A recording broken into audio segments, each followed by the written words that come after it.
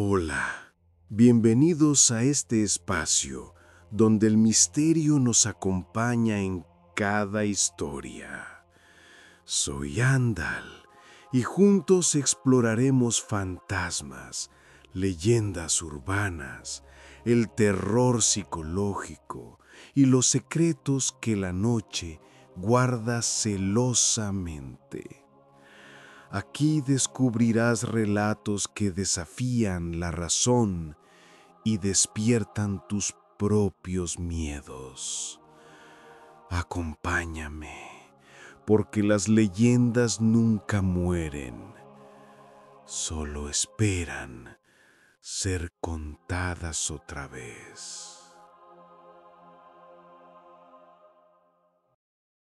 Historia 1. La casa de los susurros. Me llamo Daniel y hasta hace 6 meses mi vida era normal. Trabajaba como diseñador gráfico en la ciudad. Vivía en un departamento pequeño pero cómodo. Y lo más emocionante que me pasaba era decidir qué pedir para cenar. Todo cambió cuando mi tía abuela Rosa falleció. No éramos cercanos, pero de pronto recibí una llamada de un abogado. Me había heredado su casa en un pueblo llamado San Jerónimo, a 3 horas de la capital. La noticia me cayó del cielo. Justo estaba harto del ruido, el smog y el estrés. Mis amigos me decían que no me fuera, que los pueblos eran aburridos, pero yo solo veía la oportunidad de empezar de cero, lejos de todo. La primera vez que vi la casa, supe que era especial. No era una mansión, pero sí era amplia, de esas de techos altos y paredes gruesas, con un jardín descuidado pero lleno de potencial. Estaba en una calle tranquila, casi al final donde solo se escuchaba el viento y a lo lejos el repicar de la campana de la iglesia. La gente del pueblo me miraba con curiosidad cuando llegué. Algunos me saludaban con la cabeza, otros evitaban mi mirada. Doña Cleo, la vecina de enfrente, una señora mayor que parecía haber visto nacer al mundo, fue la única que se acercó a hablar. ¿Tú eres el sobrino de doña Rosa?, me preguntó, mirándome fijamente. Asentí. Cuida bien esta casa. Ella la quería mucho. Su tono era serio, casi una advertencia. No le di mayor importancia. Los primeros días fueron de pura logística, limpiar, pintar, acomodar mis pocas cosas. La casa olía a polvo y a madera vieja, pero me gustaba. Por las noches me sentaba en la sala a leer o a trabajar en mi laptop. Todo era paz, hasta que empezaron los ruidos. Fue una noche de lluvia cuando escuché por primera vez los susurros. Estaba a punto de dormirme cuando sentí que alguien hablaba muy bajito en el pasillo. Pensé que era la televisión o el viento colándose por alguna rendija, pero no. Era una voz tenue, como de una mujer mayor. Me levanté, tomé una lámpara y revisé cada rincón. Nada. Le resté importancia al cansancio y a la sugestión de estar solo en una casa tan grande. Pero los susurros volvieron. Cada noche, un poco más claros. A veces parecían venir del sótano, otras veces de la habitación del fondo, la que había sido de mi tía.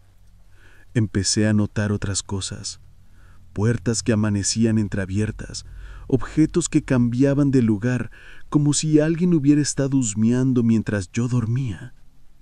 Una mañana encontré una taza de café en la mesa de la cocina, todavía tibia. Yo no la había usado. Doña Cleo me veía cada vez más preocupado cuando salía a comprar provisiones. ¿Duermes bien, mijo?, me preguntó un día. Le conté sin dar muchos detalles que a veces sentía ruidos. Ella solo movió la cabeza.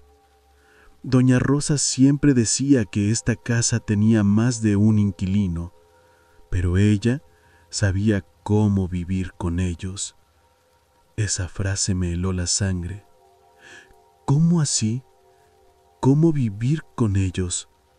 Pero ella ya se estaba retirando, como si se hubiera dicho demasiado. Decidí investigar. En el desván, entre baúles polvorientos, encontré diarios viejos de mi tía. En sus páginas hablaba de las voces que la acompañaban, de presencias que recorrían la casa por las noches. Ella no les tenía miedo, les hablaba, les dejaba agua fresca en la cocina, como si fueran visitantes. En una entrada fechada hace 20 años, escribió: «Hoy Luz vino a verme. Siempre se aparece cuando hay luna llena. Dice que extraña a su hijo». Luz. Ese nombre no me sonaba de nada. Fue entonces cuando los sucesos se volvieron más intensos. Una noche desperté con la sensación de que alguien me observaba. En la penumbra vi la silueta de una mujer alta, de vestido largo, parada al pie de mi cama. No se movía, solo estaba ahí, mirándome. Quise gritar, pero no me salió la voz. Al cabo de unos segundos, la figura se desvaneció como humo. Ya no podía seguir ignorándolo. Al día siguiente, fui a la iglesia del pueblo a buscar al padre Lorenzo, un hombre mayor que, según doña Cleo, conocía todas las historias del lugar. Le conté todo. Él me escuchó en silencio, con los ojos cerrados. Cuando terminó, suspiró. Luz María vivió en esa casa hace más de 50 años. Perdió a su hijo pequeño por una fiebre. Ella nunca lo superó. Se dice que todavía lo busca. Esa noche preparé una cámara en mi habitación. Quería pruebas, algo tangible. Lo que capté no fue una figura, sino algo peor. A las 3:33 de la madrugada se escuchaba claramente una voz de mujer, desesperada, llamando: «Miguelito, ¿dónde estás, mi niño?». Y luego, el sonido de unos pasitos pequeños, como de un niño, corriendo por el pasillo. Ya no podía negarlo. La casa no estaba embrujada por algo malévolo, sino por un dolor tan grande que había traspasado el tiempo. Tomé una decisión. En lugar de huir, como quizás muchos habrían hecho, seguí el ejemplo de mi tía Rosa. Empecé a hablar en voz alta por las noches. «Luz, Miguelito está en paz. Puedes descansar». Dejaba una veladora encendida en la habitación donde, según el padre Lorenzo, había dormido el niño. Poco a poco, los susurros se hicieron menos frecuentes. Las puertas ya no se abrían solas. La presencia en mi habitación dejó de aparecer. Un día, doña Cleo se acercó con una sonrisa. «Se ve más tranquilo, Daniel». Le conté lo que había hecho. Ella asintió. Doña Rosa decía que a veces los fantasmas no necesitan que los echen, sino que los escuchen. Hoy, 6 meses después, aún vivo aquí. La casa ya no susurra, pero a veces, en las madrugadas muy silenciosas, creo escuchar un suspiro leve, como de alivio, que viene desde el fondo del pasillo. No sé si Luz y su hijo finalmente encontraron paz, o solo aprendí a coexistir con su memoria.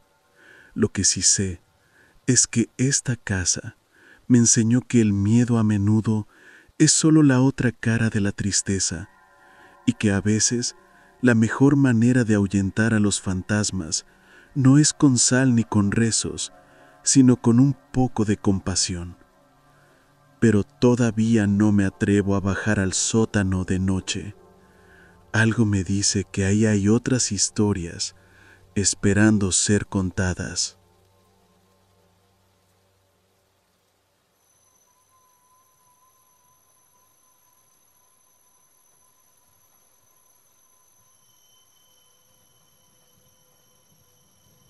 Historia 2. Lo que guarda la habitación del fondo. Cuando éramos niños, mi hermano Leo y yo pasábamos los veranos en la casa de nuestra abuela, en un pueblo tan pequeño que ni siquiera aparecía en los mapas. La casa era vieja, enorme, con un jardín que parecía una jungla y un olor a tierra húmeda y flores marchitas que nunca se iba. Nos encantaba. Para nosotros era un parque de aventuras. Corríamos por los pasillos, jugábamos a las escondidas entre los muebles cubiertos con sábanas blancas y explorábamos cada rincón. Todo menos la habitación del fondo. Esa siempre estuvo cerrada con llave. La abuela nos prohibía terminantemente acercarnos. Ahí se guardan cosas del pasado, decía, con un tono que no admitía preguntas. El año pasado la abuela falleció en paz, durmiendo. La casa quedó en manos de mi mamá, que decidió venderla. Leo y yo, ya adultos, nos ofrecimos a ir a limpiarla y organizar todo antes de que llegaran los posibles compradores. Llegamos un viernes por la tarde. La casa estaba exactamente igual que nuestros recuerdos, solo que más silenciosa, más vacía. El olor era el mismo. Esa primera noche, mientras cenábamos en la cocina con una lámpara porque la luz se había ido por una tormenta, Leo sacó el tema. ¿Y si abrimos la habitación del fondo? Yo me negué de inmediato. La abuela siempre dijo que no. Él se rió. ¿Todavía le tienes miedo a los cuentos de viejas? No era miedo, era respeto. Pero la curiosidad también me picaba. Al día siguiente, mientras limpiábamos el estudio, encontramos un llavero antiguo escondido dentro de un libro de cuentas. Entre las llaves había una más pequeña y oxidada que las demás. Nos miramos. Sabíamos exactamente para qué era. La llave giró en la cerradura de la habitación del fondo con un chasquido sordo, como si no la hubieran usado en décadas. La puerta se abrió lentamente, rechinando. El aire que salió era frío y olía a naftalina y polvo viejo. La habitación estaba casi vacía. Una cama con dosel cubierta con una sábana blanca, un ropero alto de madera oscura y en una esquina, una cuna antigua. En las paredes, empapeladas con un diseño floral descolorido, había manchas de humedad que formaban figuras extrañas. Lo más inquietante era el silencio. Afuera se escuchaban los pájaros, el viento, pero en esa habitación el sonido parecía absorbido, apagado. Leo, siempre el valiente, entró primero. «Vaya, no hay ningún monstruo». Empezó a quitar la sábana de la cama. Yo me quedé en la puerta con una mala sensación en el estómago.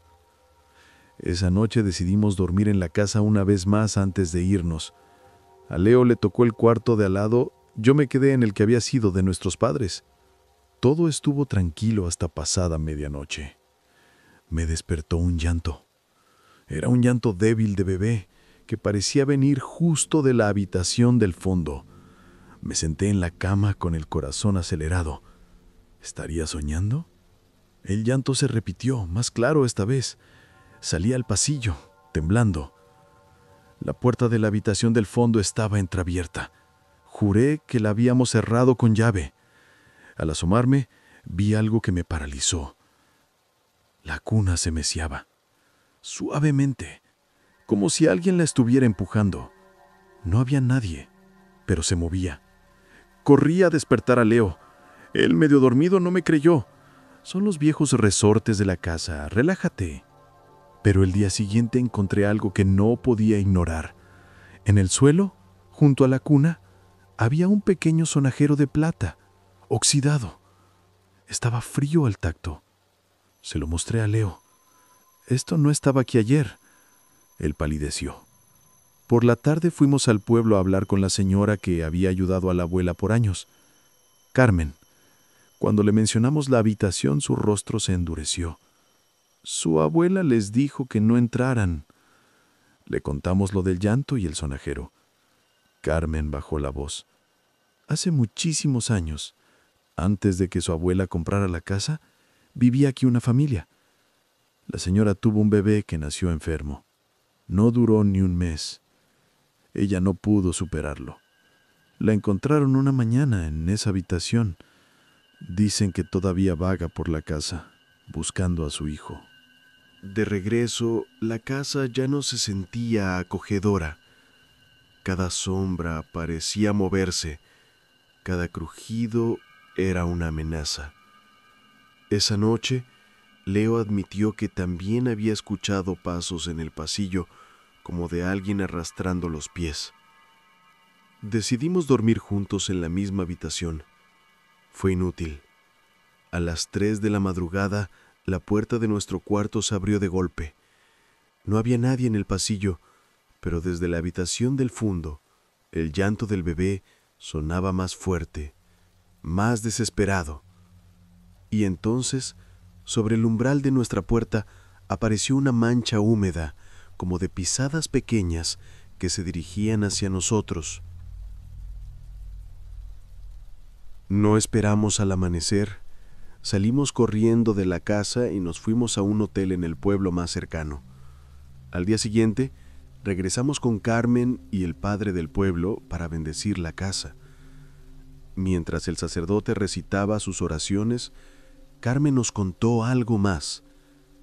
La mujer que había perdido a su bebé se llamaba Esperanza. No era mala, solo estaba perdida en su dolor.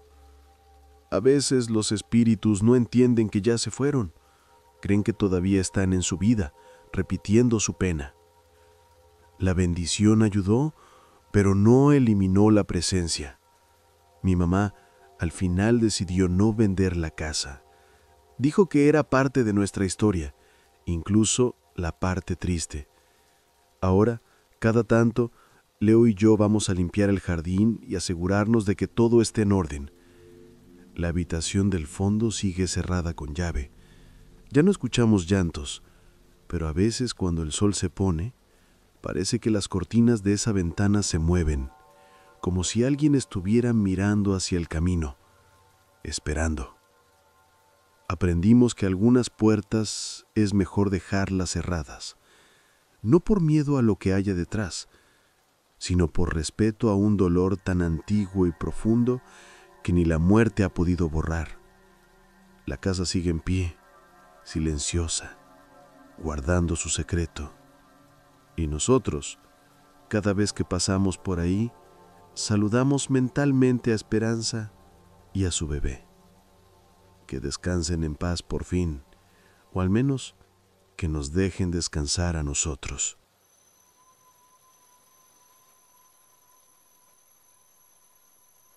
Antes de continuar con la siguiente historia, quiero invitarte a que seas parte de este espacio.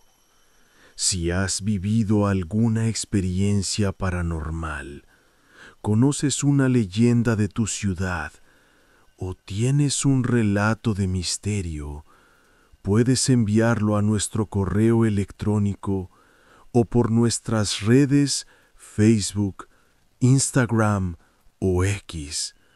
Encuentras todas nuestras redes en la descripción. Recuerda que no importa lo impresionante que pueda parecer tu historia, siempre la trataremos con respeto y cuidado. Bueno, suficiente descanso por ahora. Continuamos.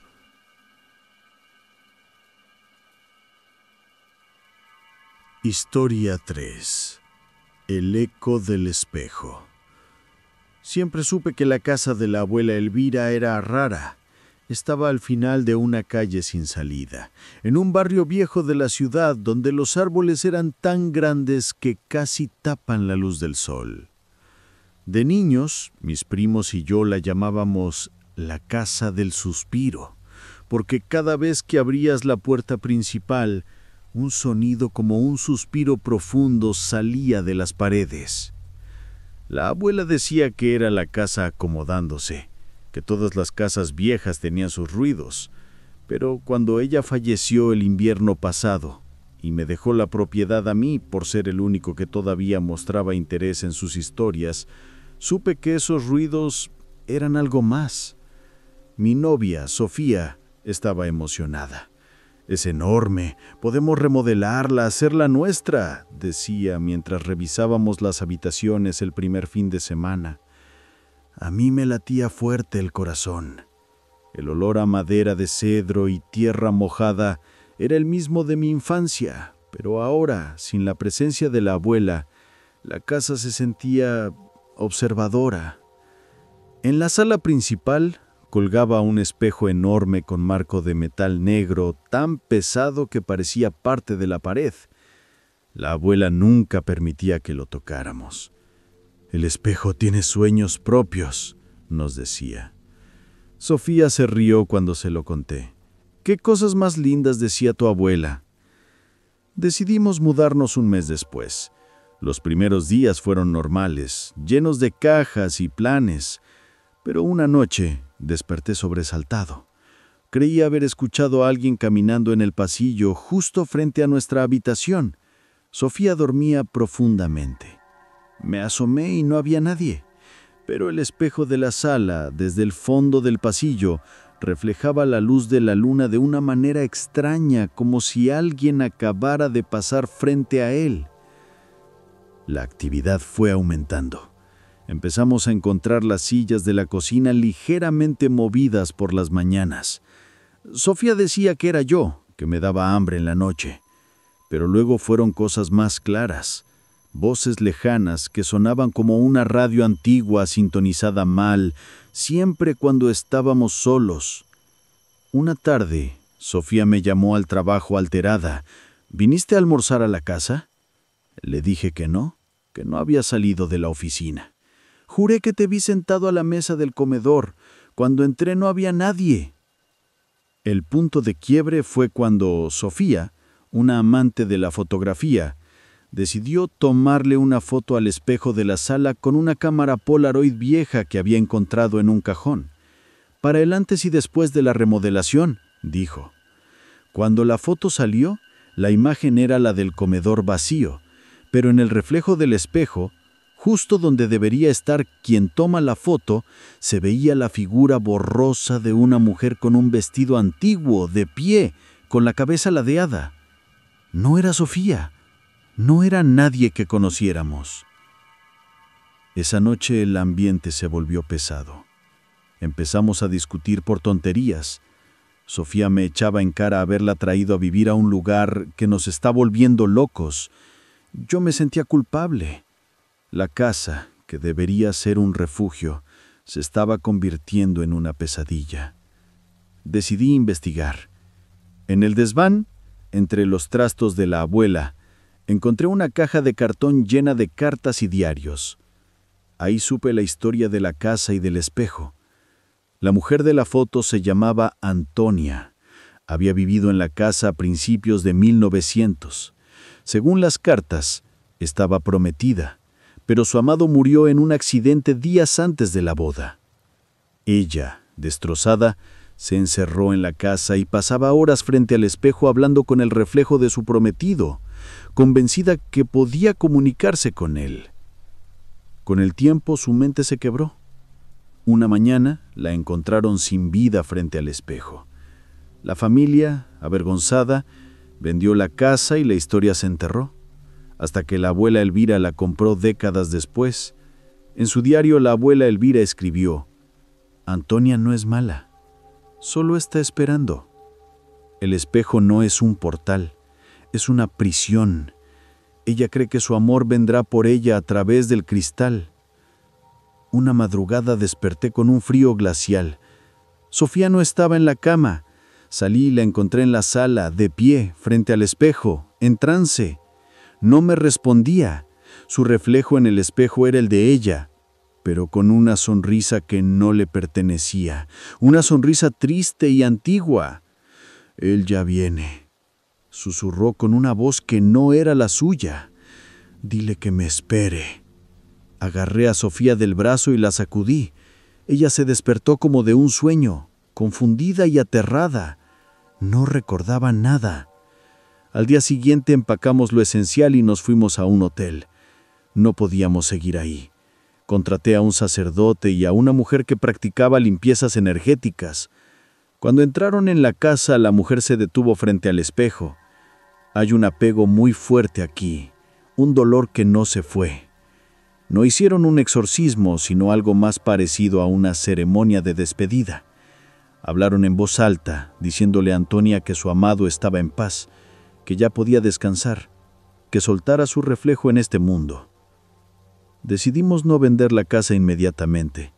La cerramos por varios meses. Un día volví solo. La casa olía diferente, más ligera. Me paré frente al espejo. Mi reflejo era solo el mío. Ya no sentía esa opresión en el pecho. Meses después, Sofía y yo regresamos juntos.